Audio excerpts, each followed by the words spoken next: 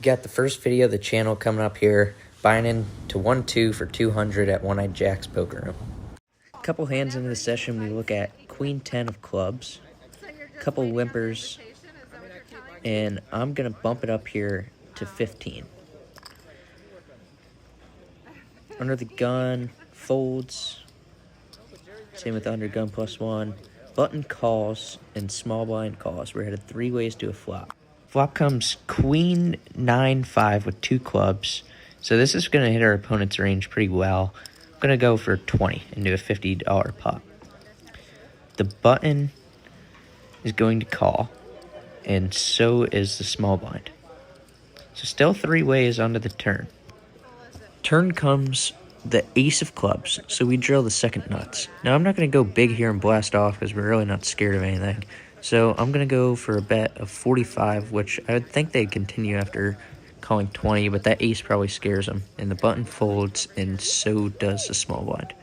And they later say in the hand that they did not like that third club coming out. And we scoop a solid one. So we won a couple small ones. I'm not going to show them because they're not too significant. Got a bluff through, like a small bluff on the river on one, and had top pair on the other, and took it down. So on to the next hand. So I'm the button, I look down at ace-jack suited, and I 3-bang to 40, which I get a caller, I get 2 callers. And now comes a flop, and the flop comes 5-4-9. And it's not a good flop for ace-jack, but this guy go ahead and doinks all in for about 30 bucks. And I say, yeah, I have 2 overs, and I think if I hit a jack or ace, I'm good. There's a lot on the pot, so I call. Out comes the turn, a deuce, and the river, an 8. And it's not a good one. We have ace high.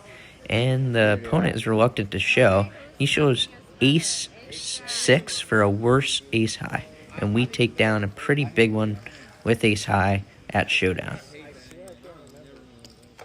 Did not expect to win that one at all, but it's a pretty big pot nonetheless. A few hands later, we look down at 6-5 suited, and it folds around.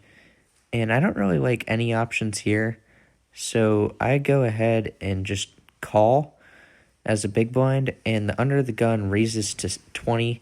And he's an action player, so I go ahead and call, knowing that if I hit my hand, there's a possibility I can stack him.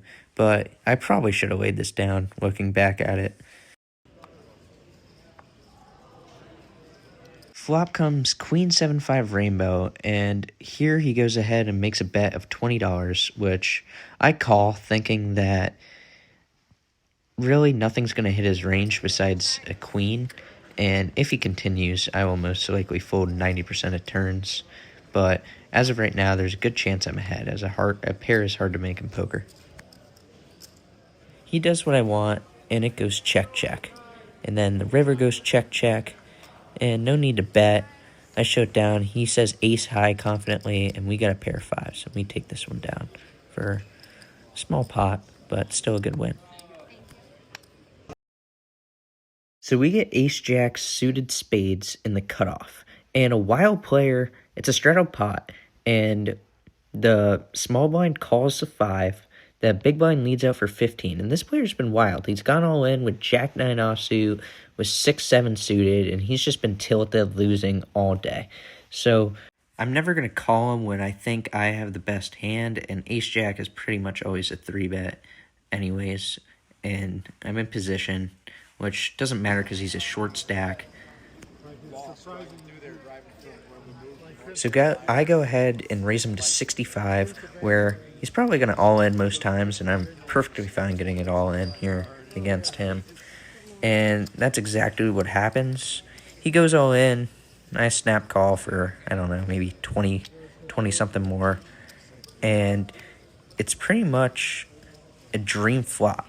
We get Queen 10-5 with 2 spades.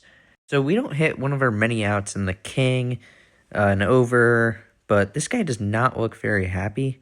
So I think we're ahead here, and I'm not minding this run out so far. You just need a king or a spade to pretty much guarantee that we win this one, I think. I'm calling for a spade, and the dealer deals out a king, so we have a straight. And this guy doesn't look too happy.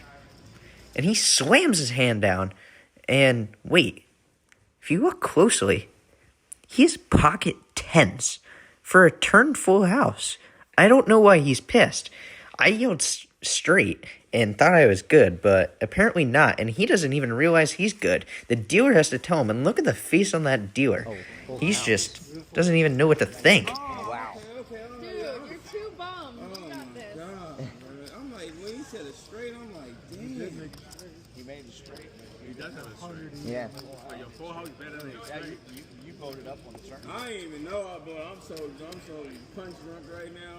So I'm new to this. I'm pretty pissed that I forgot to record this one, but I was the small blind, and there was 3 total players. It was the under the gun and the big blind, and it was a limp pot, so $6 pot, and the flop came king 2 4 with 2 spades, and I had ace 5 with the ace of spades. The big blind raised to 10. The under the gun called, and I called. Then the turn came an ace. I check. Big blind goes ahead and bets 20. The under the gun player calls, and I call as well. And the river is a dream river, a 3. And it gives us the straight. There's no flush out there or anything to really be worried about. And I doubt anyone has 5-6 here. I check, which most of the time I feel like I should maybe bet this, but this guy to my left really likes to fire out and triple barrel. So I go ahead and check, and he does exactly as I hope and bets 30. And the under the gun player calls. Now I go here for value. I'm thinking, what could call me? What 2 pairs, what sets will be able to call me? And I go ahead and bump it up to 90. And I get a caller from the big blind, and the under the gun folded a better hand than the big blind, which is ace 3 for 2 pair. And the big blind had king 3 for 2 pair. And I take down a big one, as you can see here. The table breaks a hand or 2 after that, and we cash out for $524 for a profit of $324 and a good first session. I think I played pretty solid here. I think I also ran pretty good, and yeah, I don't really think I made any too big of mistakes to point out. I might be doing some sort of challenge over the course of the summer or the whole year, but I'm not really sure what it is yet. But I'm going to either try to see if I can maintain an hourly rate playing 1-2 or just a set amount of money that I want to make. And yeah, I'll keep you guys updated in part 2.